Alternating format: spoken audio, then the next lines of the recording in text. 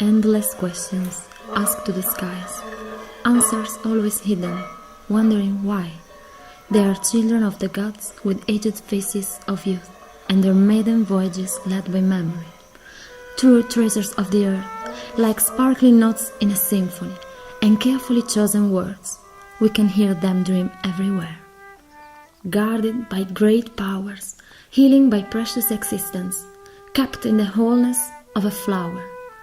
As your instrument, I was lost 1,000 times in the fields of your songs. Colors honest and pure, descending through divine rainbows, bringing fulfilled wishes. You only have to see the signs. Stones are their own paintings. A prophecy. When the student is ready, the teacher appears. It is man's legacy to be freed from all fears, in time, everywhere.